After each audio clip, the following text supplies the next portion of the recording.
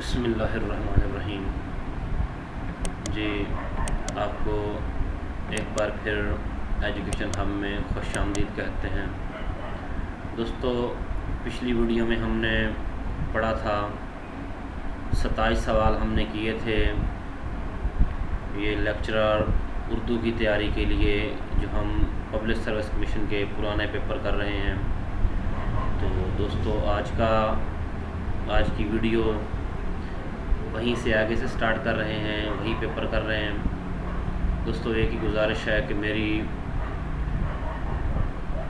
Video کو like کریں، میرے چینل کو سبسکرائب کریں اور میری ویڈیو آگے شیئر کریں اگر یہ آپ کے لیے ہیلپ فل ہے تو جی، اور اپنے دوستوں کو بھی بتائیں۔ جی دوستو، سوال نمبر 27 ہے، اردو کس زبان کا لفظ ہے؟ جی، یہ ترکی کا ہے۔ جی، میں صرف رائٹ آنسر پڑھوں گا۔ جی، 28 ہے جی، یوں برچھیاں تھی چار طرف اس جناب کے، جیسے کرن نکلتی ہے گرد آفتاب کے۔ جی، اس شعر میں علم بیان کی کون سی قسم استعمال ہوئی ہے؟ تو اس میں تشبیہ ہے۔ جی، اس میں تشبیہ بیان ہوئی ہے۔ اگلا سوال دیکھیں جی، ہر سنگ ریزہ نور سے در خوش آب تھا، لہریں جو تھی کرن تو ہمارا آفتاب تھا۔ اب یہ دیکھیں جی، خوش آب اور آفتاب، سنگ ریزہ نور، اس شعر میں کتنی تشبیہیں آئی ہیں جی؟ اچھا، اس شعر میں کتنی تشبیہیں آئی ہیں دوستو؟ اس میں 3 آئی ہیں جی۔ جی، اس میں 3 تشبیہیں ہیں جی۔ وہ صبح اور وہ چھاؤں ستاروں کی اور وہ نور، دیکھے تو غش کرے ارنی گوئے اوج طور۔ اس شعر میں علم بیان کی کون سی صورت استعمال ہوئی ہے؟ تو دوستو، اس میں جو ہے استعارہ، یہ ارنی گوئے اوج نور جو ہے نا، یہ استعارہ کے طور پر استعمال ہوئی ہے۔ کسی نے مول نہ پوچھا دل شکستہ کا، کوئی خرید کے ٹوٹا پیلا، کوئی خریدار کے ٹوٹا پیالہ کیا کرتا۔ یہ لفظ ہے خرید کے ٹوٹا پیالہ کیا کرتا۔ یہ بہت اچھا شعر ہے دوستو، میرا پسندیدہ شعر ہے۔ تو جی، اس شعر میں علم بیان کی کون سی قسم آئی ہے؟ جی، اس میں تشبیہ ہے، یہ ٹوٹا پیالہ، دل کو ٹوٹے پیالے سے تشبیہ دی گئی ہے دوستو۔ جی، نیکسٹ، رنگ تیرا چمن میں بو تیری، خوب دیکھا تو باغباں تو ہے۔ واہ واہ۔ اس شعر میں علم بیان کی کون سی قسم استعمال ہوئی ہے؟ تو دوستو، اس میں استعارہ ہے جی، اس میں اس کا ٹھیک آنسر استعارہ استعمال ہوا ہے جی۔ آمد ہے کربلا کے نیستان شعر کی، اس مصرع میں علم بیان کا کون سا قاعدہ استعمال ہوا ہے جی؟ نیستان شعر کی، تو اس میں استعارہ ہوا ہے جی۔ یہ دیکھیں جی، استعارہ اور تشبیہ کے کوسچنز کتنے آ رہے ہیں جی۔ نیکسٹ کوسچن ہے جی، ایک کھیل ہے اورنگ سلیماں میرے نزدیک، اس مصرع میں کون سی صنعت آئی ہے؟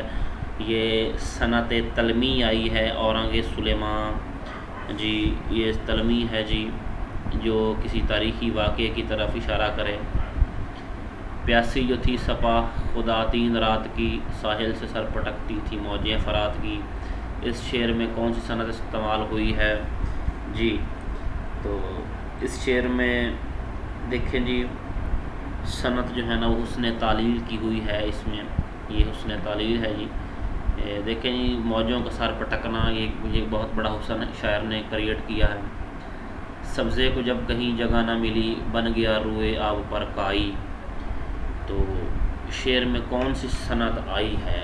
سبزے کو جب کہیں جگہ نہ ملی، بن گیا روئے آب پر کائی۔ تو کائی، یہ مبالغہ مجھے تو لگ رہا ہے، آگے دیکھ لیتے ہیں کیا ہے جی۔ جی، یہ مبالغہ ہی ہے جی، یہ مبالغہ ہے جی۔ چشم معنی آشنا میں ہے مقام ان کا وہی، صحب کاتب سے مقدم ہوں مؤخر سینکڑوں۔ اس شعر میں کون سی صنعت استعمال ہوئی ہے جی؟ جی، صنعت تضاد ہوئی ہے جی، اس میں ضد ہے دوستو۔ جی، مؤخر مقدم، ٹھیک ہے جی۔ کلام میں کچھ باتوں کا ذکر کر کے ان کی مناسبت سے متعلقات کا ذکر کسی خاص تعین یا بغیر تعین کرنا۔ علم بدیع کی اصطلاح میں کون سی صنعت کہلاتی ہے؟ جی تو یہ صنعت میراث النظیر کہلاتی ہے جی۔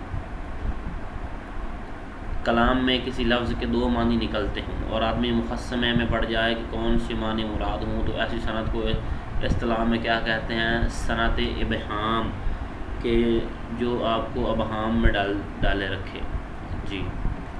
اس شعر میں کون سی صنعت استعمال ہوئی ہے؟ شب جو مسجد میں جا پھنسے مومن، رات کاٹی خدا خدا کر کے، واہ واہ واہ واہ، رات کاٹی خدا خدا کر کے۔ تو اس میں بھی ہام ہے جی، اس میں یہ صنعت ہام ہوئی ہے جی۔ گلشن دہر میں اگر جوئے میں سخن نہ ہو، پھول نہ ہو، کلی نہ ہو، سبزہ نہ ہو، چمن نہ ہو، واہ واہ۔ اس شعر میں کون سی صنعت استعمال ہوئی ہے؟ یہ دیکھیں جی، تو اگر آپ اس شعر کو دوبارہ پڑھیں کہ گلشن دہر میں اگر جوئے میں سخن نہ ہو، تو پھول نہ ہو، کلی نہ ہو، سبزہ نہ ہو، چمن نہ ہو، تو یہ میراث النظیر ہے دوستو۔ شعر کو دوبارہ پڑھنے سے اس کا مطلب واضح ہو جاتا ہے جی۔ نیکسٹ کویسچن ہے، غالب اپنا یہ عقیدہ ہے بقول ناسخ، سوال نمبر 42 ہے دوستو۔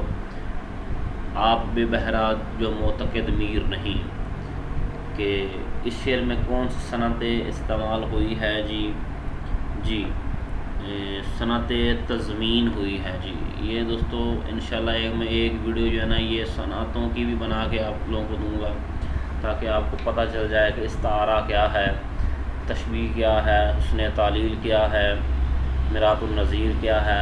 میں یہ ساری صنعتیں بھی آپ کے سامنے رکھوں گا انشاءاللہ۔ ابن مریم ہوا کرے کوئی، میرے دکھ کی دوا کرے کوئی، ہائے ہائے۔ اس شعر میں کون سی صنعت استعمال ہوئی ہے؟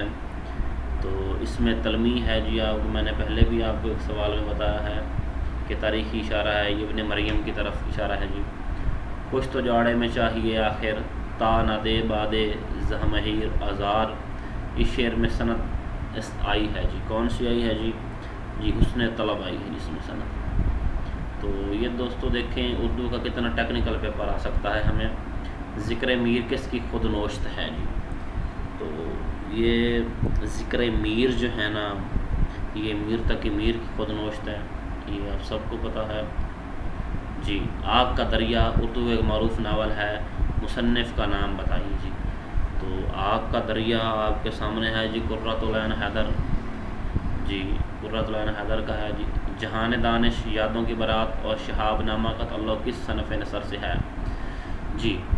تو یہ آپ بیتی ہے جی دوستو، یہ آپ بیتی ہے ان کی، جہان دانش کی اور یادوں کی بارات، یہ جوش ملی آبادی نے لکھی ہوئی ہیں یہ یادوں کی بارات۔ چراغ تلے، زرگزشت، خاک میں بدہن اور آب غم سے کس مزاح نگار کا نام ذہن میں آتا ہے؟ تو یہ چراغ تلے مشتاق احمد یوسفی کی بک ہے، تو یہ ساری انہی کی ہیں جی۔ خواجہ حسن نظامی کی تصنیف سی پارہ دل کے مضامین کی بنیادی خاصیت کیا ہے؟ تو اس میں سی پارہ دل میں تمام تر مضامین 1857 کی جنگ آزادی کے بارے میں ہیں جی، بالکل یہ ہے سی پارہ دل، میرے خیال کے مطابق یہ ہے، لیکن آپ اس کو ٹچ کر لیجئے گا جی۔ زمرد، حسین، شیخ علی وجودی، تورمانی، کاظم جنوبی وغیرہ کس تاریخی ناول کے معروف کردار ہیں؟ جب تاریخی ناول کا نام آتا ہے تو ہمارے سامنے فردوس بری ہے جی۔ یہاں پر فردوس بری جو ہے نا یہ ایک تاریخی ناول ہے دوستو جی۔ اثار الصنادید سرسید کی معروف تصنیف ہے، بتائیے اس کا موضوع کیا ہے؟ تو اس میں اثار الصنادید آپ کو اس کے ٹائٹل سے ہی لگ رہا ہے کہ یہ دلی کی آثار قدیمہ کے معروف مقامات اور کاملین کا ذکر ہے جی۔ طوائف کے موضوع پر اردو میں پہلا معروف ناول کون سا ہے؟ امراؤ جان ادا۔ امراؤ جان ادا ہادی رسوا نے لکھا ہوا ہے دوستو، یہ بہت پیارا ناول ہے، کبھی پڑھیے گا۔ علامہ اقبال کی معروف نظموں شکوہ اور جواب شکوہ کی حیت کیا ہے جی؟ یہ مسدس ہے، یہ 6 بندوں میں لکھی گئی ہیں، تو اس لیے ان کو مسدس کا نام دیا گیا ہے جی۔ دوستو 10 منٹ